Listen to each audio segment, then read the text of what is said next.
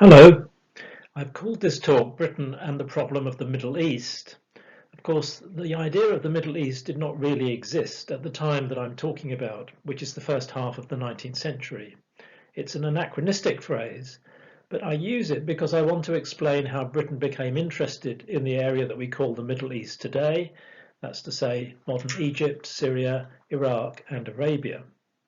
I want to suggest that this interest developed a lot further and a lot earlier than most people recognise. And the reason for this British interest was simple. Policymakers were worried that other European powers, mainly France, but also Russia, might get to India. Before the 1790s, the British had hardly thought about this region at all. But in May 1798, Napoleon set out from Toulon in the south of France with an immense expedition of 31,000 men and 17 warships. They landed at Alexandria on the 1st of July. They'd taken Cairo by the end of the month. So France occupied the crucial strip of fertile land along the Nile that connected the Mediterranean to the Red Sea and to India.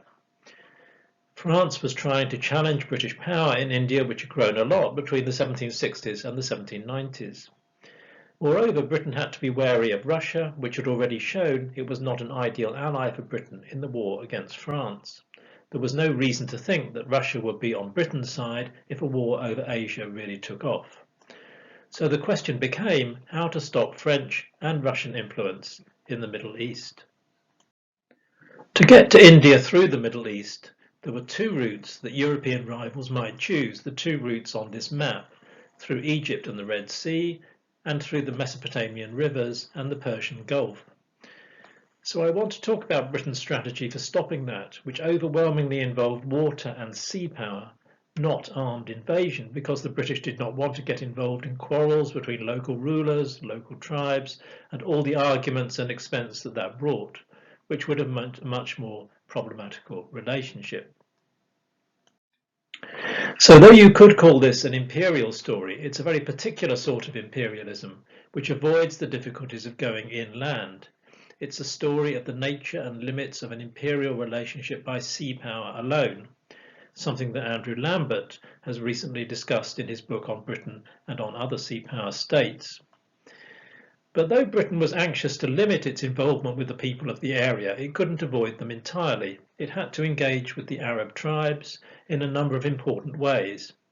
So that's a sub-theme of my talk. What did the British think of the Arabs that they had to deal with? These lands were settled mostly by Arabs, but they were governed by the Ottomans. They were part of the Ottoman Empire, based in Constantinople.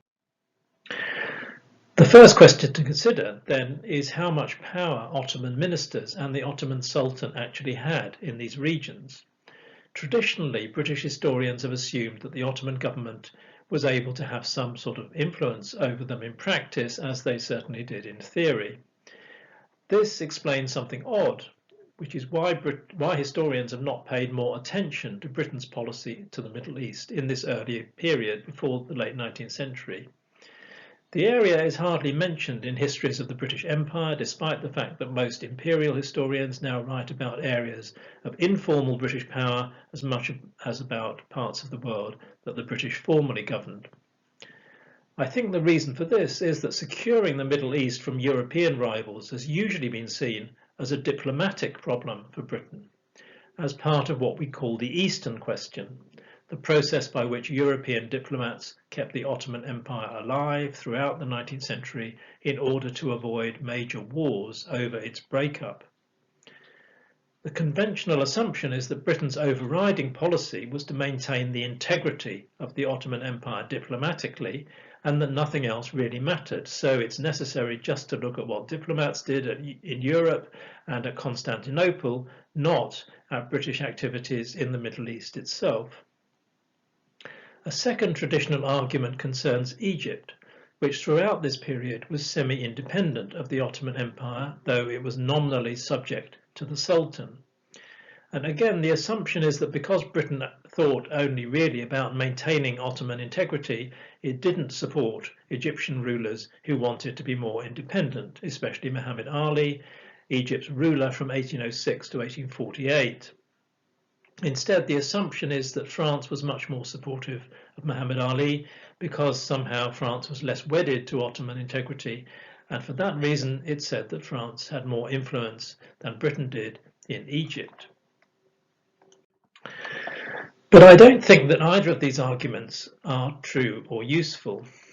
My view is that from a British perspective, the Middle East itself was always the major concern, that this is a geopolitical story more than a diplomatic one. Now, of course, the future of the Ottoman Empire mattered, but in reality, none of the European powers would risk overthrowing it. All the powers ultimately wanted to maintain it. They just had different ideas of how it should behave, what values it should project, where its real power should exist, and where its real influence should lie geopolitically. However, if Britain wanted to defend its Middle Eastern interests against France and Russia, diplomacy at Constantinople would not be very helpful. This was for two reasons. The first was that Britain could never rely on the Sultan and his ministers to do Britain's bidding, because France and Russia were historically more powerful at Constantinople, more used to using their military power to bully the Sultan into supporting their interests. The second was that Ottoman ministers at Constantinople had very little power in most parts of the Middle East. And on the other point about influence in Egypt, my view is that France asserted its cultural impact in Egypt in order to disguise its lack of political and economic influence there compared to Britain. One good example of this is the obelisk erected in the middle of the Place de la Concorde in Paris in 1836, which still stands there today, giving the impression of a unique French empathy with Egypt. It was actually one of two obelisks that Muhammad Ali had given to Britain and France in the 1830s. But Britain never bothered to transport its obelisk back to London because it would cost too much. So it stayed in Alexandria until 1878, when finally it was moved to the Thames Embankment in London, where it still stands as Cleopatra's Needle. My argument is that Britain worked out at a very early point how to get all the influence it wanted in Egypt and in the rest of the Middle East at a practical, strategic and economic level, and it had certainly done this well before the 1850s. Britain and France agreed to keep Egypt as a buffer state under nominal Ottoman sovereignty, an agreement that lasted until 1882. There was an unspoken understanding between them that Britain would get to dominate the commerce and the through traffic of Egypt, what was known as the transit, while France would apply a varnish of French culture over Egyptian society. French was the dominant European language in Alexandria.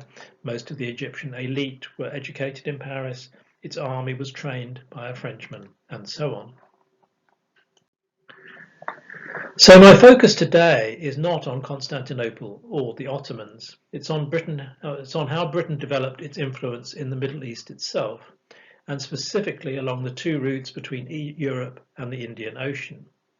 And this means, incidentally, that I won't talk, except briefly at the end, about Lebanon or Jerusalem, because they were less important in this geopolitical story and only significant at specific times for diplomatic reasons. They were important, and I talk about them in the book that I've written, but I want to focus today on Britain's two fundamental strategies, which were naval and commercial. And there are two chronological parts to this story, the Napoleonic War period and then the period of steam power from the late 1820s. So to look at the first period, the Napoleonic War period, by 1800, the French army was still embedded in Egypt, and French troops had increasingly good relations with the Arabs and with the Mamluk elites who'd previously ruled Egypt on behalf of the Ottomans. And the wider war was going very badly for Britain, which had no allies after 1800, when it fell out with Russia in the Baltic. If Russia made peace with France, the two powers might carve up parts of the Ottoman Empire between them. But the greater problem was that if Britain was forced to make peace with France when France was still occupying Egypt, France would have a great bargaining chip for the future.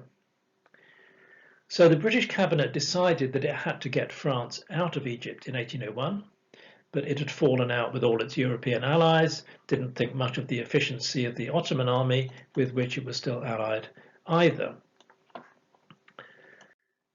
So the strategy was to remove the French from Egypt, mostly by British forces, by a pincer movement from north and south, by a naval landing from British ships and troops from the north at Alexandria from the Mediterranean, but also by a force sent from India coming up the Red Sea. And in both these spheres, the British would mobilize support from local Arabs and Mamluks, as well as the Ottoman army, which was waiting in Syria to attack Egypt by land.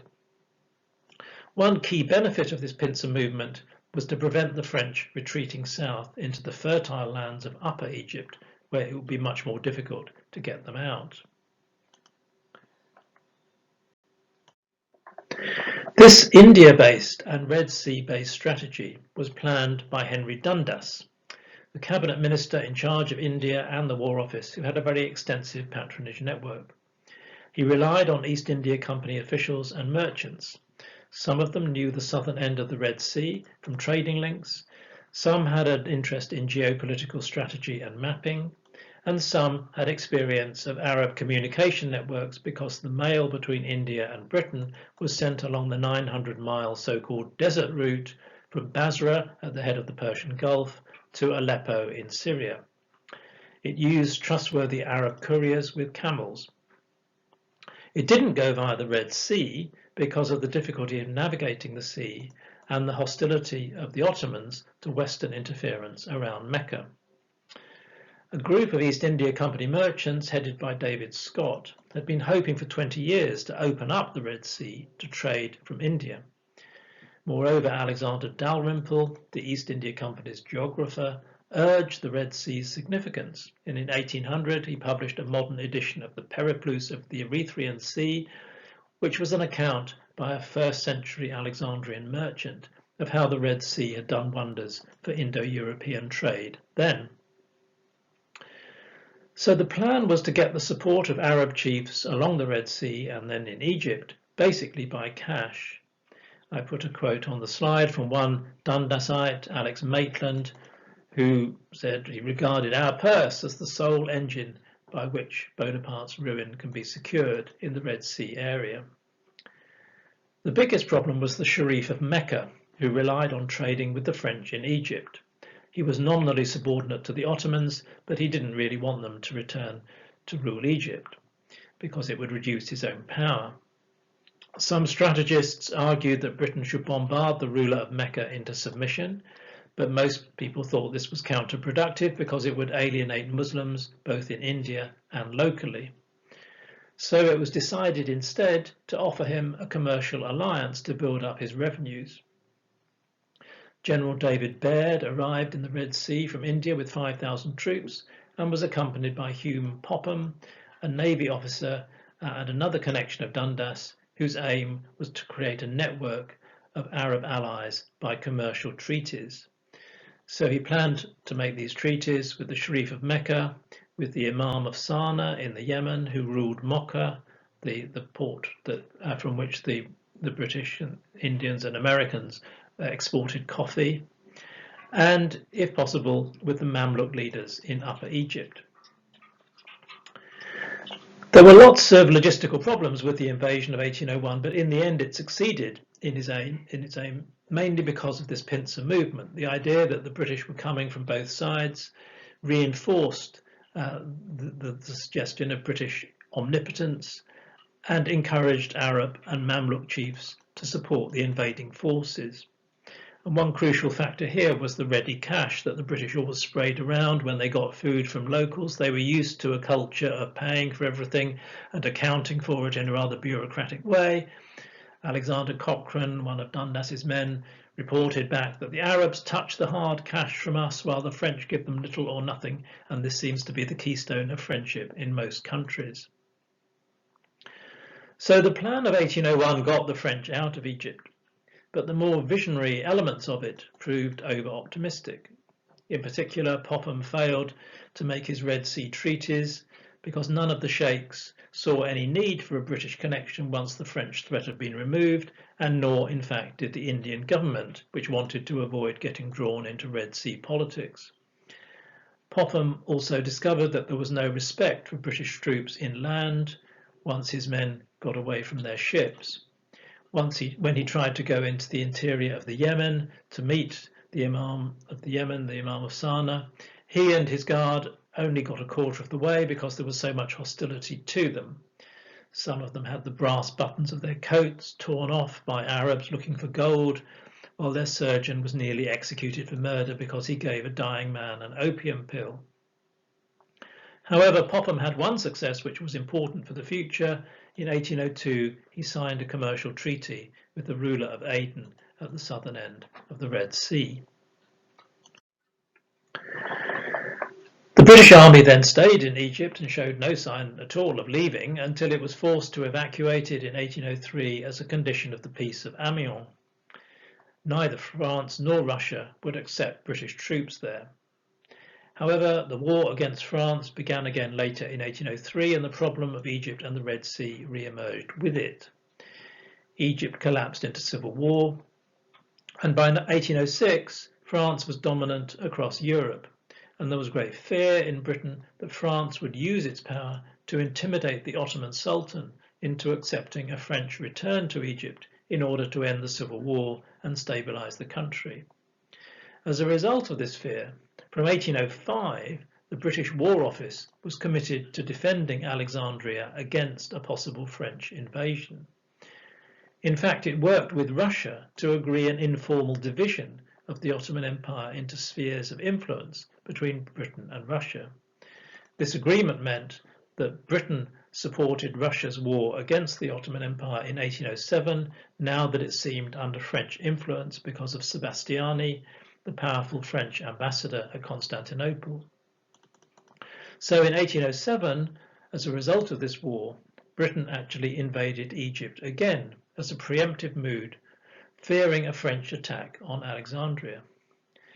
This campaign did not go well.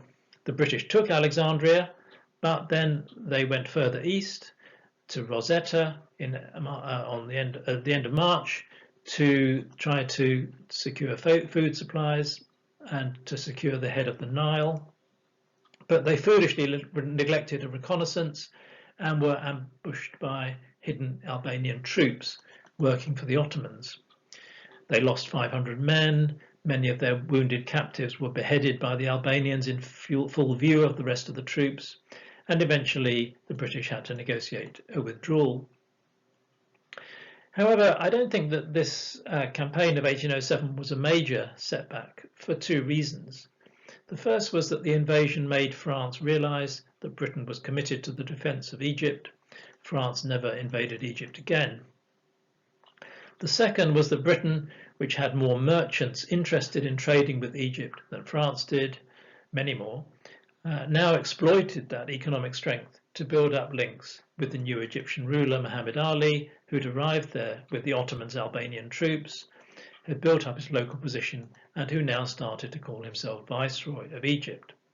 He wanted to make himself more independent of the Ottomans, and he saw the great benefits of British commerce in doing this. So Mohammed Ali relied on British financial power, particularly to build up his revenue, which he used to create his own army and navy. Especially important here was the mysterious Samuel Briggs. No picture of him exists, I think, but he'd come to Egypt as a contractor for supplies for the British Army of Occupation in 1801 and stayed there. He set up his company, Briggs & Co., in Alexandria in 1803, and he became Mohammed Ali's commercial agent in England in the 1810s. In 1810, Briggs got Mohammed Ali to agree that Egypt would remain neutral if a war ever resumed between Britain and the Ottoman Empire. Briggs led dozens of merchants in meeting the British Army's enormous demand for Egyptian grain to feed the regiments stationed in Malta, Sicily and Spain in the later years of the war against France between 1810 and 1813. Mohammed Ali was building up a monopoly over grain stocks and used the profits from these sales to British merchants to fund his military campaigns against the Mamluks and the Wahhabi, which secured his power throughout his domain. Then from 1820, Muhammad Ali and Briggs developed a mutual economic interest in developing long staple cotton, which was also a government monopoly. In 1824, Muhammad Ali gave Briggs right of sale in Britain, the beginning of a thriving trade, and one estimate suggested that Briggs made £20,000 from the cotton trade in 1832 alone. Briggs became the key intermediary between Muhammad Ali and the British government. But lots of other merchants and also travellers to India benefited from Muhammad Ali's regime. In fact, they regarded him as the only beacon of stability and security in the East.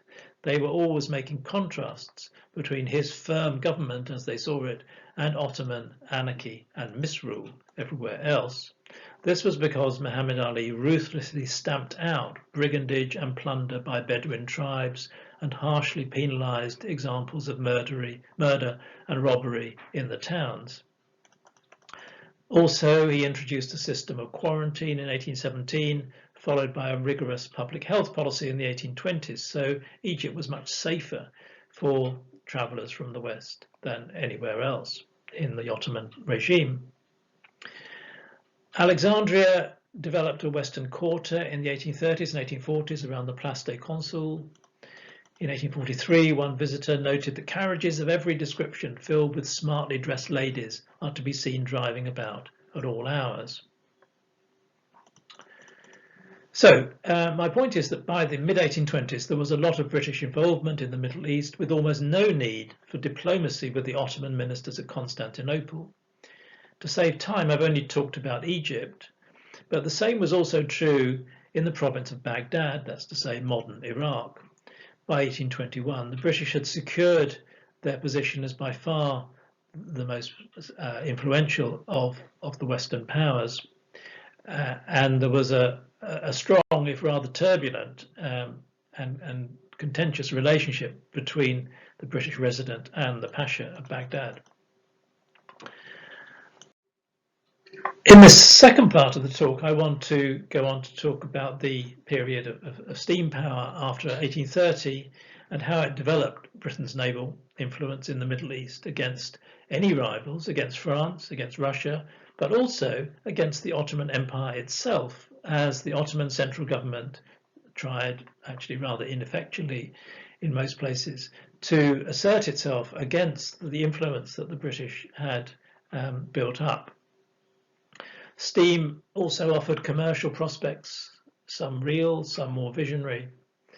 And here I want again to talk about Egypt, but I mainly want to talk about Baghdad, about the Mesopotamian and Gulf route through the region to India, as well as the Red Sea route. As background, it's important to know that from the 1820s, Indian merchants trading with the Gulf and with Baghdad were able to rely on a lot of British naval power. Starting in the 1820s, the Indian Navy managed a system of truces between the warring sheikhs on the Gulf coast, who they often called pirates, and the pirate coast. This system eventually became known as the Trucial System until the Trucial States became the United Arab Emirates in 1971. This Trucial System began with the Treaty of 1820, after the Indian Navy bombarded the pirate headquarters at Ras Al Khaimah into submission. And from then on, the Indian Navy became an important part of the story I want to tell. Its officers spent the 1820s on surveys of the Persian Gulf to discover its reefs and its inlets and all the places where the pirates might hide their ships, to ensure Britain's naval predominance, but also getting to know the Arab tribes in the process. And then in the 1830s, it did the same in the Red Sea. After 1815, plans for steam transport on waterways in Europe and America became commonplace. So in the 1820s, there was a lot of hope about the possibility of steam communication between Britain and India on either side of Egypt.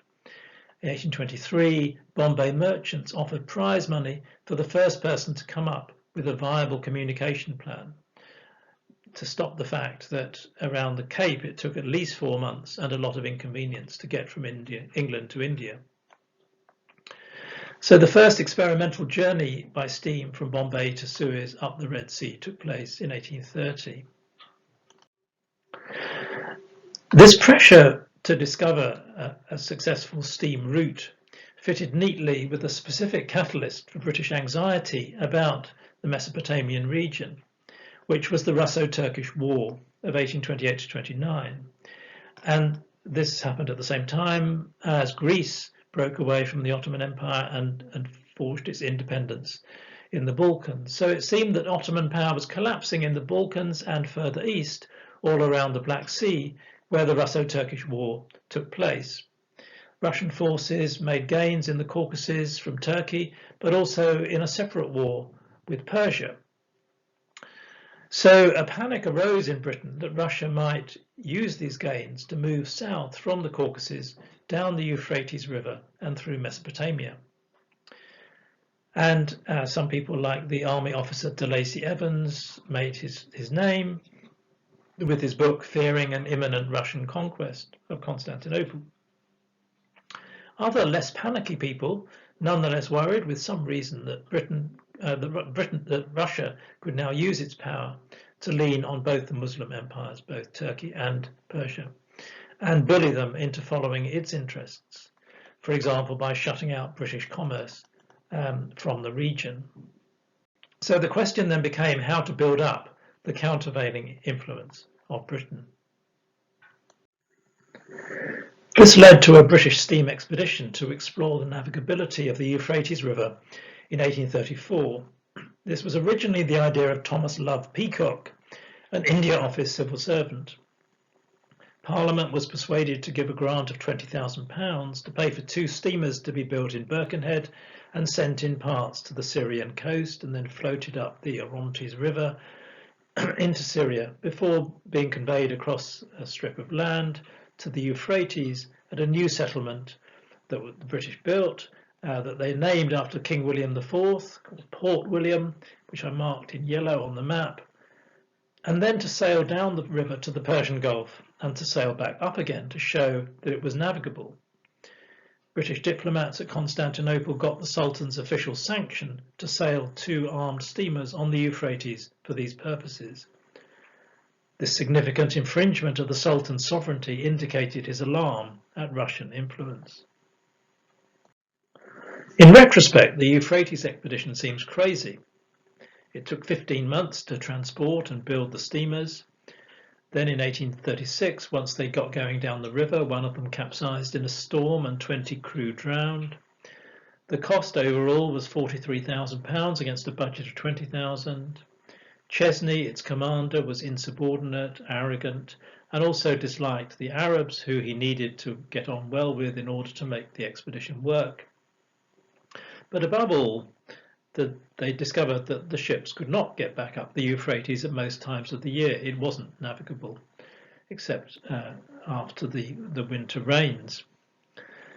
Despite all that, in 1838, John Hobhouse, the cabinet minister responsible for India, renewed the scheme to run armed steamers on the Tigris and Euphrates in order to exploit permanently the power to do that the Sultan had been forced to give Britain.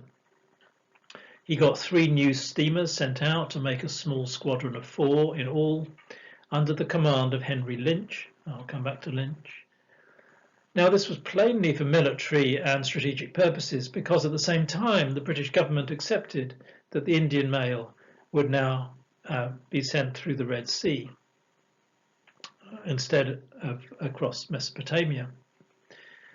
When the Euphrates expedition was being planned in 1834, it was possible to pretend that Euphrates might still be the best mail route from Britain to India.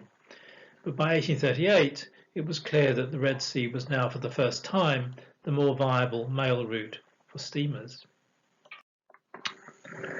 The great development of the mid-1830s technologically was the conquest of the Red Sea by steam, owing first to the Indian Navy surveys of its reefs and shores, and then the breakthroughs caused by bigger and more powerful steamers that could cope with the seasonal monsoons that plagued the top half of the sea. From early 1837, there were extra ships engaged in a monthly service funded equally by the Indian and British governments. Plans were laid for the Indian Navy to convert to a steam flotilla. British consuls were sent to Suez, Qusayr and Jeddah to manage sending the mail up the Red Sea, despite the proximity of Jeddah to the Muslim holy cities. The problem was that steamships required a coal depot for this long journey, and this led Britain to occupy Aden at the bottom of the Red Sea in 1839, which, as you may know, it then kept until 1967. This was basically done by subterfuge.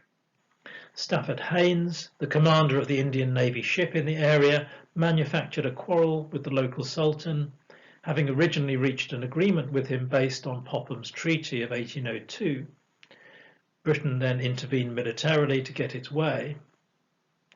And once Britain had Aden, then the development of steam power on both sides of Egypt proceeded quickly. Within a year, the shipping company P&O, the Peninsula and Oriental Steam Navigation Company, had contracts to run steam services either side of Egypt between Britain and India. In the 1840s, there was an enormous expansion of the steamer service from Suez to Bombay and Calcutta. Now the transit through Egypt became a very common experience for soldiers and travellers and Indian bureaucrats. So steam power helped British influence in the Middle East in several ways. First, steam greatly helped Britain to flaunt its power across Asia as a particular type of modern empire. I think we should see it as harnessing modern technology to warn both Russia and the Indian population itself that they couldn't compete with British military and economic efficiency. On top of that, steam also helped with visions of commercial and cultural improvement in the longer term. As Daniel Wilson, the Bishop of Calcutta, wrote in 1833, steam was a highway cast through the wilderness of waters, the entrance and forerunner of all education, missions, commerce, agriculture, science, literature, policy, legislation, everything. More specifically, in the Middle East, British officials hoped to intimidate the local Arabs into appreciating British power and seeing the benefits of cooperating with it. The hope was that the Arabs would increasingly rely on Britain to protect them. If so, they could be excellent soldiers in defending their own land from a possible Russian invasion. This is where it's good to come back to Henry Lynch, who was appointed by Hobhouse as the new steamer commander in 1837, because he'd had a career in the Indian Navy and he had a long history of talking and working with Arabs in the Gulf, where he'd been the interpreter to the Gulf Squadron in the 1820s while the Indian Navy was surveying the shores of the Gulf. So he spent a lot of time enjoying the hospitality of the Arab tribes, eating their food, having foot races and wrestling matches with them on the beaches. So Lynch was used to working with them and saw the benefits of doing so. So in a series of letters back home, he claimed that the Arabs were the finest band of soldiers by land or sea on our Indian frontier. In November 1838, he expressed the hope that whatever happened to the Ottomans, the British would be able to arrange things locally as our interests dictate, making the province safe for travel and commerce, building up a good understanding with the Arabs, and so on. In May 1838, Lynch noted that the Turks look upon steam power as a means of consolidating their power here, the Arabs as the only chance of protection from the ravages of the Turks. We must look to it to civilize both. The Turks, he argued, were responsible for depopulation by imposing arbitrary and excessive taxes for the Pasha's personal gain. So Lynch's idea was of a particular sort of British power, asserting British naval influence in order to regulate relations between Arabs and Turks and prevent the oppression of the Arabs by the Ottoman local government in Baghdad, using the presence of steamers to extend the policy of gaining influence through balancing local forces. The Arabs would settle on riverbanks and trade productively with passing steamers. This, he hoped, would bring prosperity and order to the region. So this argument is at one level modern about a commercial future for the area, but it's also deeply historical and indeed biblical. It drew on ancient history, which showed one simple lesson, that what Mesopotamia needed was irrigation in order to make the land as fertile as it had been in its glory days. The idea of the Euphrates Expedition had been founded on Peacock's classical knowledge of the river's history. He quoted Herodotus's account, showing that it had supported trade, while Roman emperors Trajan and Julian had used it to consolidate Roman power. Similarly, Felix Jones, who succeeded Lynch as commander of the British steamers on the Mesopotamian rivers, traced the bed of the ancient Persian Narawan Canal in 1848 and rhapsodized about what it could become once again with British capital investment leading to the irrigation of the Mesopotamian desert. The same theme that steam could revive the commerce and trade of the ancient past was also common among the Indian Navy explorers of the southern Arabian coast in the 1830s who studied ancient Arabian trading history while they were doing their survey of the coast.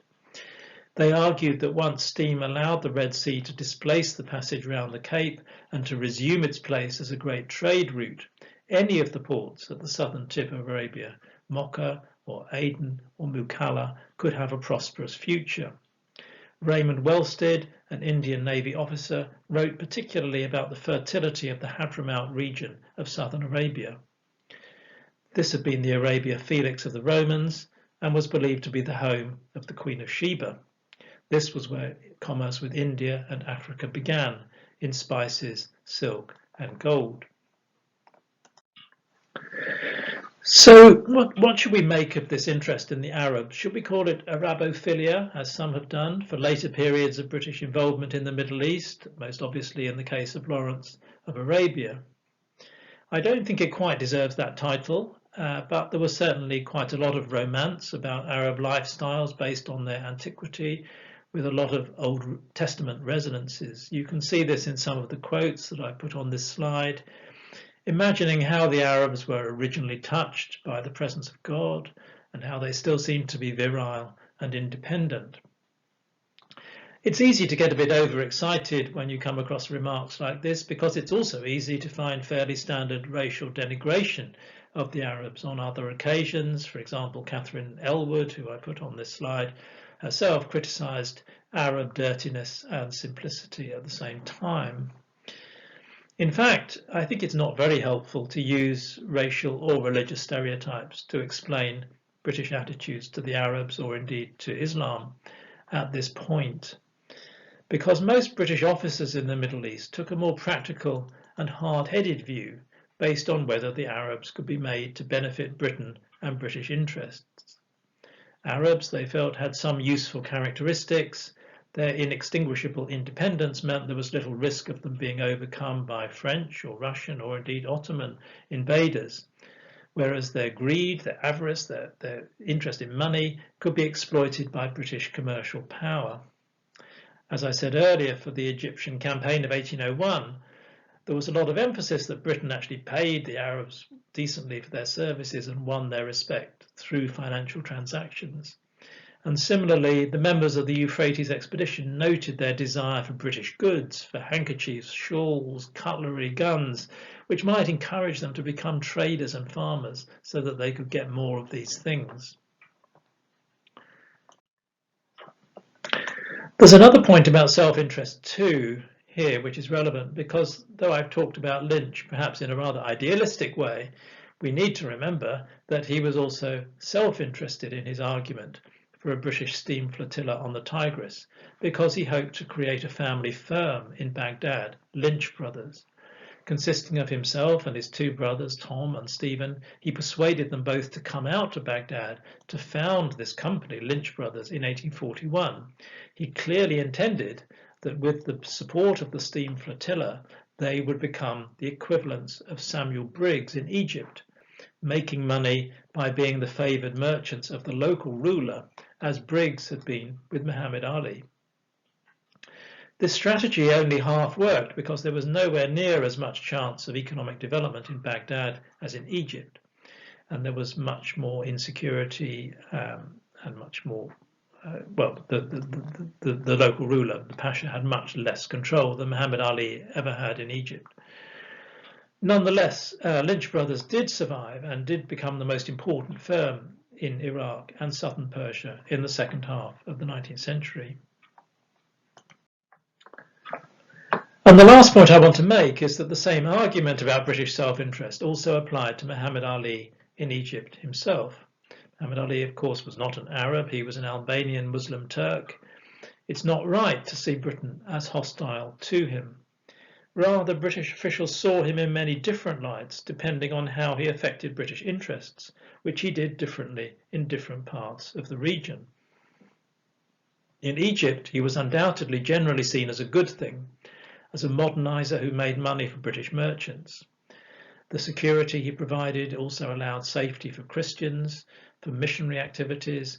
There was a British Protestant church in Alexandria, the first Protestant church in the Middle East, built starting in 1839, explicitly supported and promoted by Muhammad Ali, who gave them the land to do so. He was an enthusiast for technology. He sent his elites abroad for a Western education in London and Paris, and he had the women in his harem educated by a British woman missionary. He secured order in Jeddah and Mocha when the Egyptians ruled them, helping the British to send mail up the Red Sea. But outside Egypt and its hinterland, his ambitions were much more of a problem. His expansion across Arabia in the 1830s seemed to threaten British interests in the Gulf for a brief period. But above all, his occupation of Syria in the 1830s threatened to bankrupt a vengeful Ottoman sultan and to draw in European rivals in a war over the future of the Ottoman Empire. As a result, Britain led the international operation to get Muhammad Ali out of Syria in 1840 in order to stabilize the region and to prevent European powers fighting over it. Now, the Eastern Question, 1839, 1840, 1841, is a very big question indeed, on which a vast amount has been written, and I don't intend to go into it here. But my point is simply that hostility to Muhammad Ali's occupation of Syria was specific to his impact in Syria and to the regional and international balance, and that it didn't affect British interest in working with him, in cooperating with him over the transit through Egypt and the commercial development of Egypt.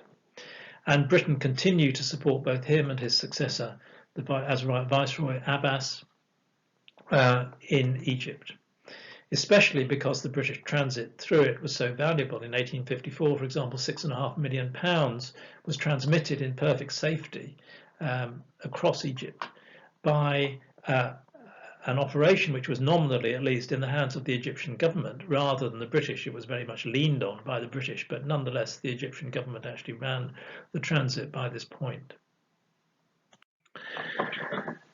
And one big example of British impact on Egypt was the idea of a railway across the country from Alexandria to Cairo and then to Suez, first mooted in the 1840s.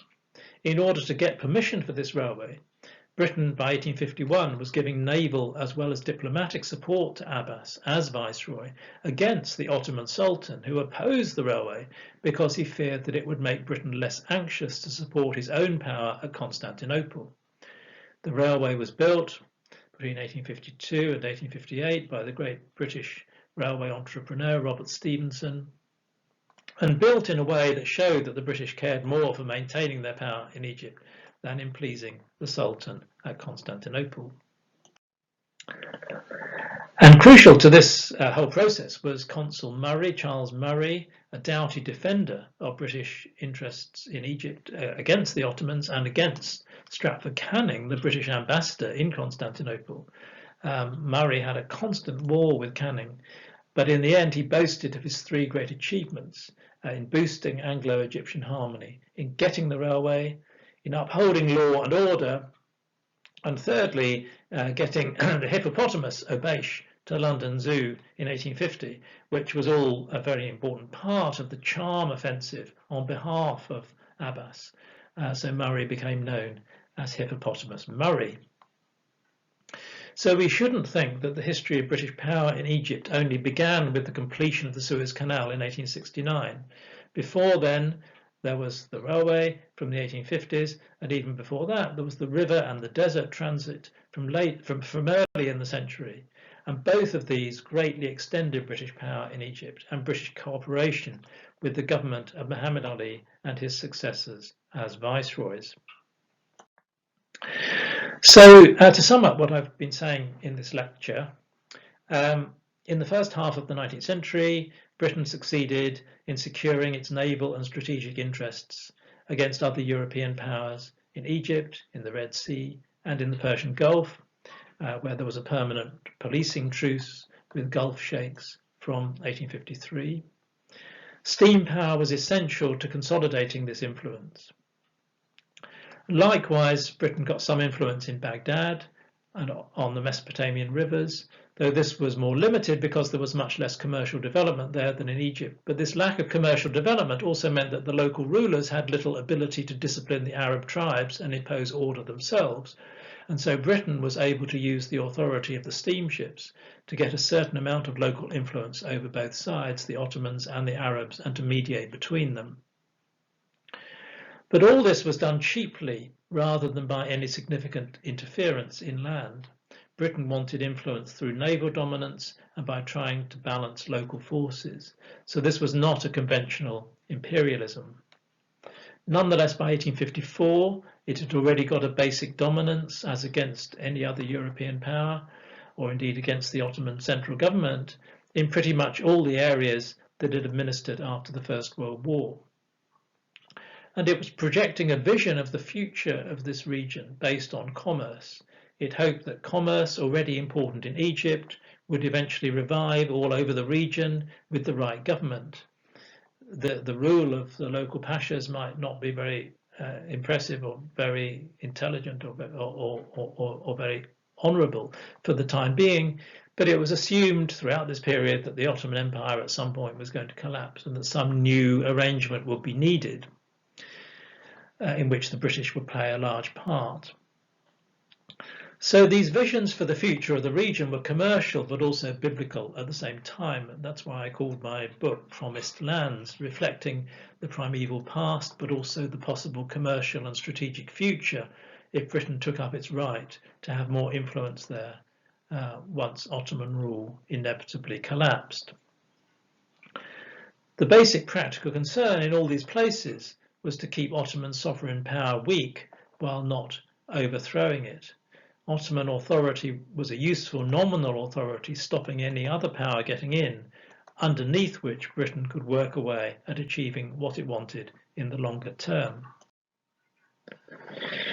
So the last point, which opens up a whole new area which I don't have time to talk about, is that we shouldn't see British relations with the Ottoman Empire as uniform, nor as primarily diplomatic. Britain had one policy in Egypt, Baghdad, and Arabia, which was based on keeping Ottoman power in existence, but in a very weak form, and a different policy in other parts of the Ottoman Empire, where in the 1840s particularly, it pursued the idea of strengthening the authority of Ottoman central ministers through the set of reform proposals known as the Tanzimat.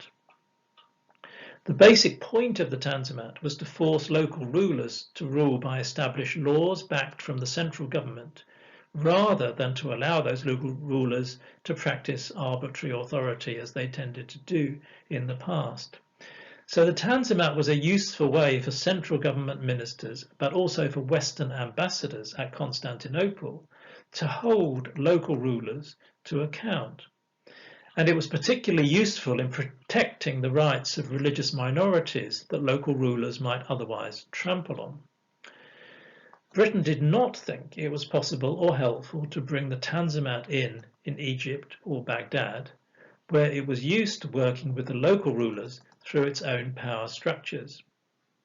However, the Tanzimat was attractive in parts of the empire where British power was much weaker, in the Balkans, but also in Syria, in Lebanon, and especially in Jerusalem. In Lebanon, The issue was more complicated because Britain also wanted to preserve the rights of the Lebanese mountaineers. But nonetheless, Britain was suspicious that France wished to promote the independence of the Lebanon more, and so Britain sought a balance between the interests of the Lebanese and the Ottomans, trying to use the Tanzimat as the guarantee for the rights of all the sects. And it did the same in Kurdistan, in trying to balance the interests of the Ottomans with the local Christians, but also with the Yazidi. The one constant for Britain in all this was in stopping inroads by France and Russia into Ottoman lands. So while British steam power was used to keep them out of the Middle Eastern waterways, in places, especially inland, in Kurdistan, but also in Jerusalem, it was traditional French and Russian denominationalism that had to be stopped. And the Tanzimat, rather than British ships, was the best way of stopping it. In my book, I write about Lebanon and Jerusalem and Kurdistan as well, but I haven't had the chance to bring them in here because I think these places were less fundamental to British geopolitical strategy. And that's also why I haven't had time today to talk about Britain and the Jews, though again, it's in the book. So instead of just saying that Britain wanted to support the Ottoman Empire, we need to see that Britain had different attitudes towards its different regions.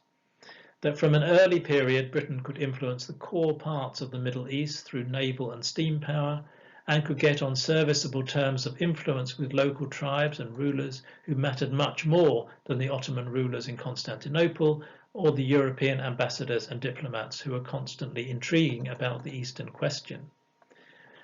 All the European powers wanted to keep the Ottoman Empire alive, but they had different notions of what the Ottoman Empire should look like, what it should mean, the sort of power it should exercise, and these different notions reflected their own different geopolitical interests in the different regions over which it nominally ruled. Thank you for listening.